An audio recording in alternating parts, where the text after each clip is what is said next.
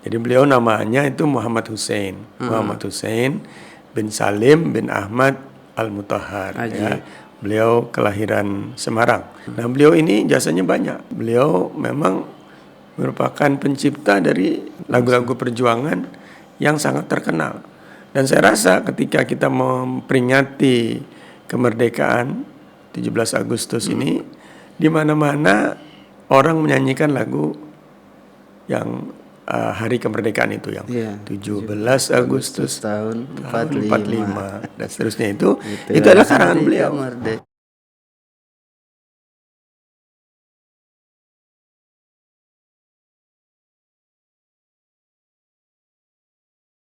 Taib Habib, selanjutnya di antara Sultan Syarif Qasim, antum tadi ada sebutkan Sayyid Asad Syahab. Ya. Nah, bagaimana peran beliau? Ya, sebagaimana tadi saya katakan bahwa peran tokoh-tokoh Alawiyin di dalam kemerdekaan dalam berbagai periode maupun bentuk-bentuk pengabdiannya itu banyak. Nah, tadi saya sebutkan juga ada tokoh yang namanya Sayyid Asad Syahab. Ya. Beliau ini berjasa besar di dalam menyebarkan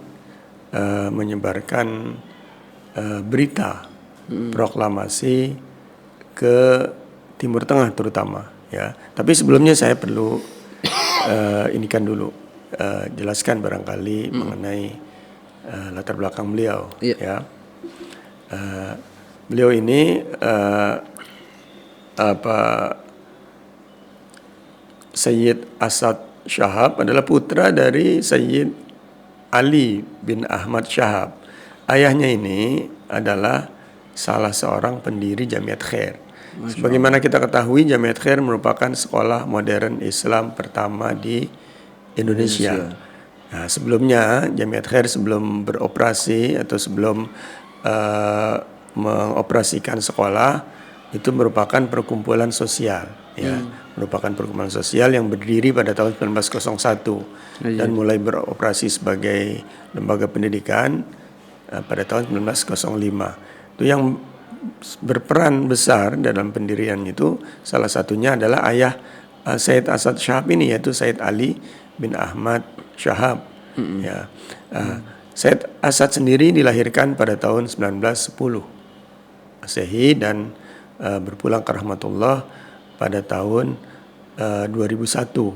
Jadi usianya cukup panjang, 91 tahun menurut hitungan Masehi. Kalau hitungan Hijriah tuh sudah 94 tahun. Ya. Jadi begitu. Jadi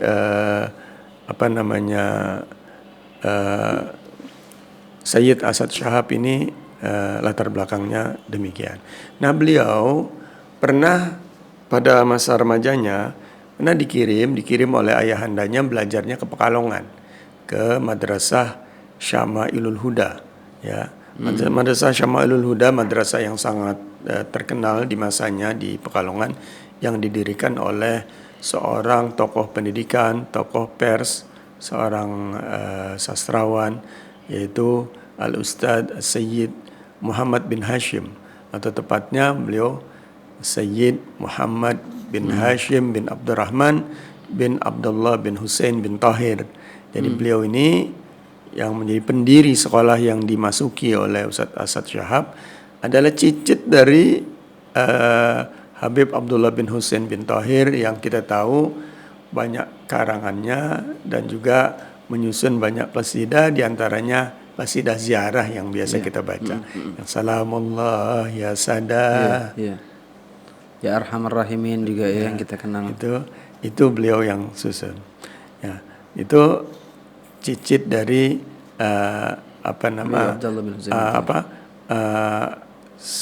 Said Muhammad bin Hashim, cicit dari beliau. Nah, di sekolah yang didirikan oleh Said Muhammad bin Hashim inilah Ustadz Asad Syahab, Sayyid Asad Syahab belajar di sana. Ya, nah, di sekolah itu juga belajar banyak tokoh yang lainnya yang kemudian menjadi tokoh-tokoh besar juga, seperti Kiai Haji Abdullah bin Nuh. Ya, Kiai Haji Abdullah bin Nuh juga adalah pelajar di sekolah atau di madrasah yang sama, Madrasah Syama'ilul Huda. Dan kemudian bersama kawannya ini, Kiai Abdullah bin Nuh, setelah beliau menyelesaikan pendidikannya kembali ke Jakarta, ya, tapi setelah itu belajar juga di Surabaya.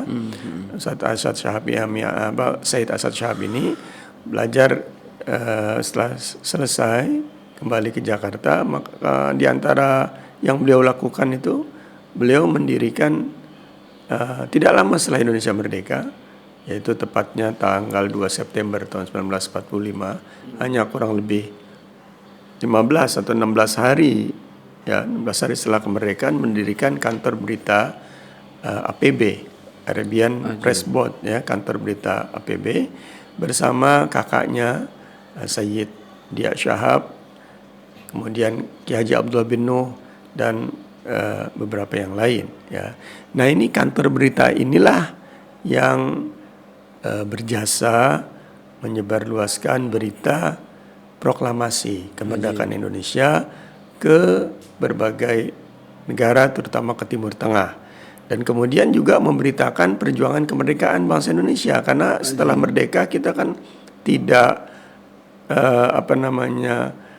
bisa atau belum bisa menata republik ini dengan mudah begitu saja, karena selama berapa lama Belanda masih berusaha untuk kembali menduduki negara Indonesia, ya. Nah, dalam perjuangan mempertahankan kemerdekaan itu juga diberitakan oleh kantor berita ini ke Timur Tengah. Nah, salah satunya tentu yang sangat berperan itu adalah Said Asad Syahab ini, ya. Jadi beliau berjasa. Jadi kalau kita tahu tokoh Agus Salim itu berjasa melalui jalur diplomatik untuk mengusahakan pengakuan kedaulatan negara Indonesia di negara-negara Timur Tengah, maka Said Asad Syahab berjuang melalui jalur komunikasi pers, ya, melalui itu yang beliau lakukan untuk mendapatkan pengakuan kemerdekaan dari negara-negara Arab. Jadi itu yang diantara yang beliau lakukan. Lalu jasanya apalagi Habib, selain beliau memiliki jasa di dalam memproklamirkan kemerdekaan Republik Indonesia lewat jalur on air, ya, atau online gitu ya, kalau zaman sekarang online, Habib, ya. Iya. Ini kan berarti salah satu terobosan yang luar biasa yang nggak terfikir dengan orang lain, tapi beliau memiliki gagasan hal tersebut. Iya. Apalagi daripada perjuangan beliau atau di dalam pendidikan beliau, andil beliau atau karya-karya yang lainnya. Beliau juga Said Asad Syahab ini sebagaimana kakaknya Said Dia Syahab juga dikenal sebagai seorang penulis yang produktif, dan semua karyanya dalam bahasa Arab, ya. Semua karya-karya beliau ini sebagaimana juga karya kakak-kakaknya dalam bahasa Arab, dan banyak yang juga berkaitan dengan tokoh-tokoh di Indonesia. Jadi beliau yang di antara jasa beliau juga, beliau banyak menulis tokoh-tokoh di Indonesia, terutama tokoh-tokoh ulama di Indonesia. Nah, di antaranya yang beliau tulis itu adalah tentang riwayat hidupnya Hadratus Syekh Hasyim Asy'ari, ya, pendiri Nahdlatul Ulama yang kita kenal, ya. Itu yang pertama kali menulis biografinya dalam bahasa Arab itu Said Asad Syahab, yang kemudian diterjemahkan oleh Ki Haji Mustafa Bisri. Menuliskan biografi tentang Hadratus Syekh Hasyim Asy'ari. Iya. Masyaallah. Dan diterbitkannya di Timur Tengah. Bukan di sini. Jadi ditulisnya di Timur Tengah dan diterbitkan di sana juga. Dan kemudian diterjemahkan oleh Ki Haji Mustafa Bisri. Dan beberapa tahun yang lalu kawan kita Said Nabil Hayaze juga melakukan terjemahan ulang, ya, terjemahan ulang dari karya itu, ya. Jadi itu diantaranya yang dilakukan oleh Said Asad Shahab ini. Jadi perannya boleh dikatakan tidak kecil. Perannya itu besar karena tentu saja misalnya pengakuan kedaulatan itu kan akan mempengaruhi masa depan satu bangsa. Kalau satu negara yang menyatakan kemerdekaannya, negara yang menyatakan berdiri sendiri sebagai negara yang merdeka, tapi tanpa dukungan negara-negara lain, tanpa pengakuan dari negara-negara lain, itu tentu akan sangat sulit untuk bisa bangkit dan merdeka ya. Iya, menjalankan pemerintahannya itu, negaranya itu. Nah ini di sini peran Said Asad Shahab tentu sangat besar ya. Jadi seperti itu. Dan juga Said Asad Shahab ini itu dikenal sebagai sosok yang tetap produktif sampai usia tua. Jadi katanya itu di usia-usia 70 tahunan saja, ketika beliau masih tinggal di Arab Saudi, itu beliau masih setiap hari masih berkantor dan dengan mengendarai mobil sendiri. Ajib. Gitu. Jadi katanya begitu. Walaupun umurnya udah tua tapi masih gagah bahasanya ya. Dan dikenal juga beliau ini sebagai tokoh yang banyak memberikan inspirasi, banyak membagikan pengalaman-pengalamannya kepada tadi antum sebutkan muda. Beliau di umur 70 tahun sempat tinggal di Saudi. Ya, maksudnya bukan pada saat itu saja, cukup lama beliau tinggal di Saudi. Tapi masa mudanya waktu itu di Indonesia. Ya, di Indonesia. Kemudian setelah itu beliau tinggal cukup lama di Saudi, di Jeddah. Kemudian beliau kembali lagi dan wafat di sini. Iya, wafat di sini. Ya. Tapi perlu dicek lagi itu di mana itu beliau tinggalnya di Saudinya itu. Ya, saya tidak ingat benar di mana, tetapi memang cukup lama beliau tinggal di sana, sebagaimana juga kakaknya Said Dia Shahab. Nah, lalu ada juga yang saya baca dari tulisannya kawan kita Ustaz Nabil Hayaze, bahwa menurut penuturan keluarga, katanya Said Asad Shahab ini juga merupakan konseptor dari pidato kenegaraan, terutama yang berkaitan dengan acara-acara keagamaan. Jadi pidatonya Presiden Soekarno dalam acara-acara yang berkaitan dengan keagamaan, beliau yang menyusun. Itu katanya sering dibuat oleh beliau. Ya, itu.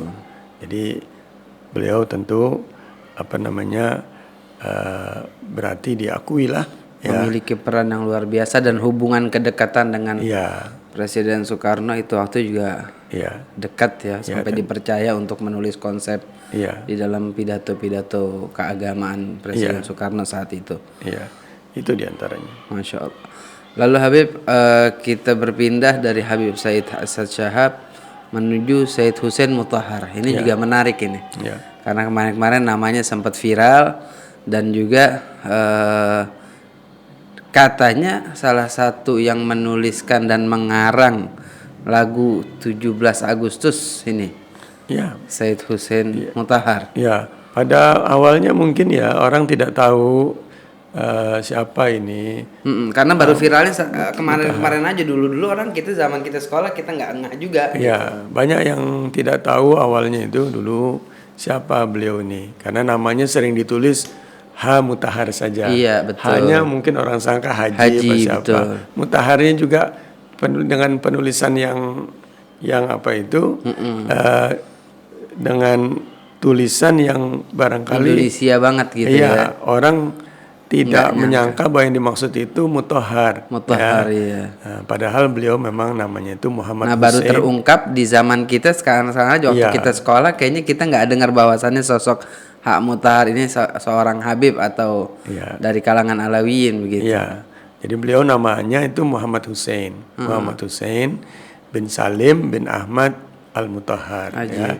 Beliau kelahiran Semarang tahun 1916 dan wafat di Jakarta tahun 2004. Masya Allah, artinya belum lama. Iya, udah masuk tahun 2000-an. Nah, beliau ini jasanya banyak. Tadi seperti yang antum bilang, beliau memang merupakan pencipta dari lagu-lagu kebangsaan, lagu-lagu perjuangan yang sangat terkenal. Dan saya rasa ketika kita memperingati kemerdekaan 17 Agustus ini, di mana-mana orang menyanyikan lagu yang hari kemerdekaan itu yang 17 Agustus tahun 45 dan seterusnya itu adalah karangan beliau. Jadi nggak mungkin orang akan lupakan jasa beliau karena tiap tahun lagunya dinyanyikan orang. Dan nadanya juga menarik dan mudah dihafal ya. Jadi orang tuh melekat gitu di dalam pikiran kita tuh, otak kita melekat itu lagu. Iya. Minimal dia kalau nggak hafal pun dia bisa dengan gitu. Lagunya sangat menarik, sangat membangkitkan semangat dan sangat bagus gitu ininya, kandungannya ya kalau kita renungkan itu. Dan bukan hanya itu, lagu karya beliau, kita juga sering mendengar lagu syukur itu. Lagu syukur yang dari yakinku teguh dan seterusnya itu juga karya beliau ya. Dan ada lagi karya-karya beliau yang banyak juga ya beliau mengangkat yang lagu. Mungkin yang cuma tidak sepopuler dua karya beliau itu. Malah kalau lagu syukur itu kalau tidak salah itu beliau ciptakan sebelum kemerdekaan. Oh, Masya kalau Allah. 17 ya, kalau hari kemerdekaan tentu setelah itu. Setelahnya. Ya. Karena memang isinya kan tentang kemerdekaan. Jadi setelah proklamasi kemerdekaan. Asal usul beliau, Habib, tadi antum bilang kelahiran Semarang dan wafat di Indonesia. Tapi menetapnya beliau? Ya, beliau memang keluarganya dari Semarang. Jadi keluarga Al-Mutahhar di Semarang yang kemudian tinggal di Jakarta ya. Setelah itu beliau tinggal di Jakarta dan beliau ini selain jasanya dalam melahirkan lagu-lagu, ada lagi kiprah-kiprah yang lain. Kiprah beliau cukup banyak. Jadi terutama beliau dalam kaitan dengan kenegaraan juga, karena beliau ini yang menciptakan atau yang membentuk lah, yang pertama membentuk Paskibraka, pasukan pengibar bendera pusaka beliau itu. Ya. Jadi beliau yang merintis keberadaan pasukan pengibar bendera pusaka. Beliau yang melatih, beliau yang menyiapkan, beliau yang membimbing anak-anak muda yang menjadi pasukan pengibar bendera pusaka itu. Habib Ali, tadi terlewat sama ana tentang Said Muhammad Asad, antum belum tunjukin fotonya, dan sekalian antum tunjukin fotonya HM Mutahhar. Ini kalau tadi kelewat sama kita kan. Kalau ini yang Mutahhar ya. Iya, ini fotonya. Ini lagi pakai baju pramuka Husain Mutahhar baju pramuka. Karena beliau memang tokoh penting di gerakan pramuka. Makanya ada Paskibraka tadi itu ya. Beliau ini salah satu tokoh penting dari gerakan pramuka, pernah menjadi ketua Warnas Pramuka, dan juga beliau yang menciptakan himne pramuka. Beliau yang menciptakan himne pramuka. Nah, kemudian ini saya ingin menunjukkan foto Sayyid Asad Shahab ya. Sayyid Asad Shahab ini kakak beliau Said Dia Shahab dan salah seorang pengurus APB, kantor berita Arab yang lain, dan ketika berkunjung ke istana ya ketika menemui Presiden Masya Allah. Soekarno. Ya. Mempunyai kedekatan yang luar biasa ya sampai Iya. ada fotonya diabadikan. Iya. Ini foto beliau. Jadi begitu. Jadi kalau dari apa yang tadi kita bicarakan, memang tokoh seperti Said Asad Shahab maupun Sayyid Hussein Mutahar juga jasanya tidak bisa diingkari, tidak bisa dianggap sepele, ya, karena ini sangat terkait dengan kepentingan bangsa dan negara kita. Iya, sampai jasa beliau, kalau antum tadi bilang tentang paskibraka beliau yang rintis dan yang lain, sampai sekarang kan urusan paskibraka ini sangat hal yang orang khawatirkan. Nanti kalau udah datang 17 kadang-kadang takut terbalik benderanya. Artinya yang sakral ini di dalam 17 Agustus gerakan paskibraka ini sangat ditunggu dengan masyarakat gitu, sampai disiarkan nanti di saat ada upacara bendera di istana dengan presiden-presiden Republik Indonesia. Ini kan hal yang sangat sakral dan sampai sekarang tuh menjadi perhatian penting di negara kita begitu.